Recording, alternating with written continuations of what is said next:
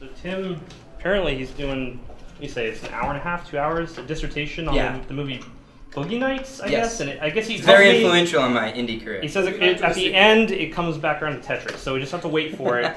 He assures me it's worth it. There's naked in the title. Alright, so why don't you make sure to introduce yourself? But this is Tim. Do I hit play and then I don't even know how these things work. Arrows or space bars. Okay, awesome. So my name's Tim Keenan. I was the developer behind a virus named Tom, not a scapegoat too. That's that guy. When I apologize a little bit for this talk because when Brian said that there were only 2 record talks, I was like, man, do I love to hear myself talk? So I just jumped in again. And Fred, I don't have pictures for most of the slides, and Fred drew me one. So wait for it. Naked development, a term that Pete came up with when I Google chatted him an hour ago. So basically what this means is this is like early and often, right? Like get out there, do it immediately. Stuff that I learned from Wolfire and Unknown Worlds about building a fan base and why you should do that early. So I worked at DreamWorks for a long time, and it was you always had this like, don't show it early because everybody's looking, and then they're gonna know the story, and it's gonna get out there, and it's gonna look ugly, and everybody on Ain't It Cool is gonna slam it, right? So that's what happens, is that you start thinking of all the big reasons not to do this. So does anybody have a big reason that in their mind, they say that they don't want to show early? Competition. You can't someone's going to steal your idea, right? Tim, won't the press kill us? Exactly. So the press, right? They're going to look at it. It's going to look shitty, and the press is going to be like, "This sucks," and then no one will ever give it another chance, right? Crippling social anxiety. So, what? Crippling social anxiety. Yeah, I'm not good at it. I'm not good at standing in front of people or tweeting or doing whatever. You can't cancel or change your game without a huge backlash. Right. So especially if you're taking pre-orders, right? As soon as you take that pre-order $1, it's like you got to deliver. Right? So these are all valid reasons. So I came up with a bunch of them off the top of my head. Unimpressive first impression. That's kind of the press thing, right? It's going to look crappy. Somebody's going to steal my idea. I don't have anything to show. Quality over quantity. I want to put out like this awesome blog post once a year.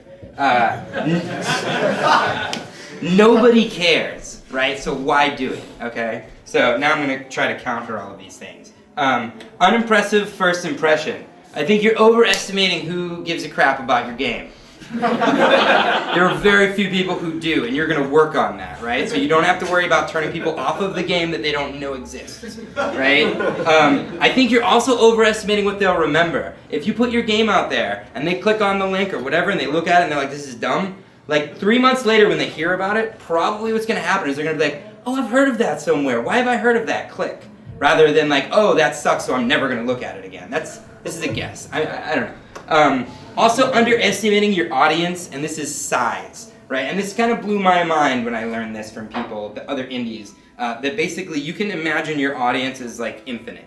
So like if you put out a blog post and it doesn't resonate with certain people, or even if you turn 10,000 people off of your game, that's okay, because there's a lot of people out there that don't know about your game. You could anyone here, I mean, most people here probably haven't heard of a virus named Tom, or maybe even a scapegoat too, right? I mean, a lot of people, like, you go into conversations all the time where people haven't heard of things, like natural selection 2. I'm like, what do you mean you haven't heard of that? It's like, everybody knows about that, but apparently not. So, and then also, sometimes when you go out early, like, things work out, right? So I have a paper prototype for this game called Chess the Gathering, which is a ridiculous title, and Joystick covered me at PAX. I just went and showed it to a bunch of people at the tabletop area, and Jess came over and was like, that's cool, and she covered it. So it's kind of like opening doors, right? I could go do that and nobody could cover it, or I could do that and someone would cover it.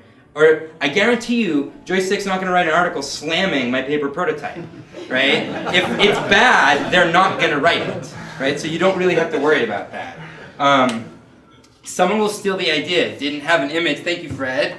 Look at this guy protecting his idea. Pretty good, huh?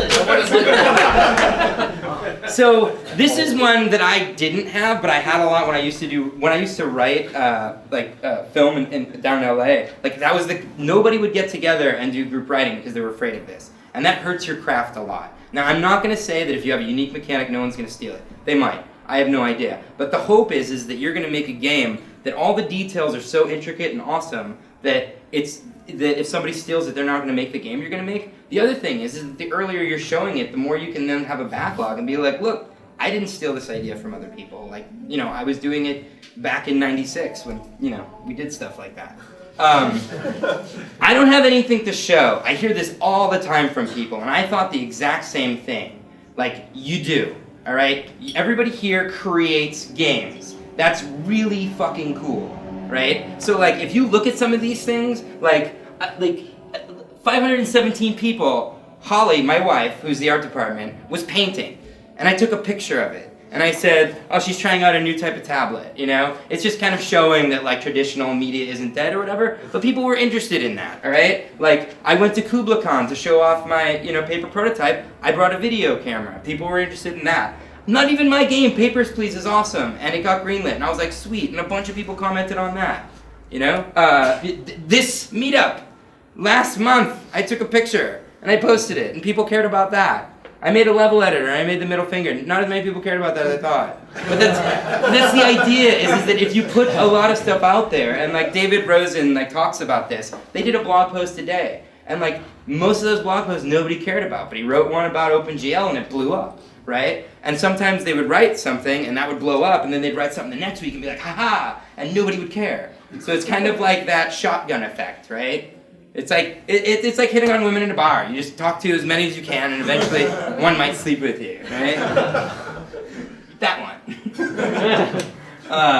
Also didn't have one for the... So quality over quantity. I don't want to annoy my fans with stuff. I only want to show things that are really good and really sweet. And I understand this. I am the same way. I'm like, what if I just spent time and made videos that were better, and so then I would get more hits on them and stuff like that. But the regularity, the consistency is what people care about a lot. And not only that, but like I said before, the more you put out there, the more chance that it resonates with somebody. So I've gone to a format, we couldn't do a weekly video because I just spent too long on them. So now we hold a hand cam and we pass it between us and we talk about things and point to our paper prototype. And I can't edit it.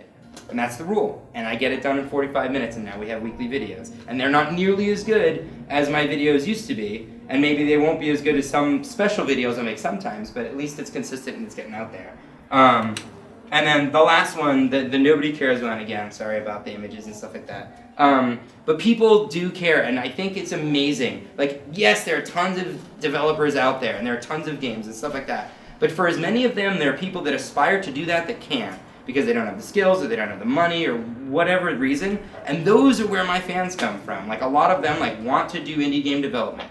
They care. As soon as you start putting things out there, it's not going to be, everybody wants, I want, 1,000 Twitter followers tomorrow because I did a really funny post. No, you're going to get, 10 for that, maybe, or whatever. And then it's just going to slowly build. So, I'm not saying that it works for everything. If you have a game, John Blow with The Witness, probably got a bunch of secrets and he's already famous, so probably not good for him to do the whole naked development thing, but it really worked for Wolfire and An Unknown Worlds and a lot of people, and it's something that was very against the way that I thought, so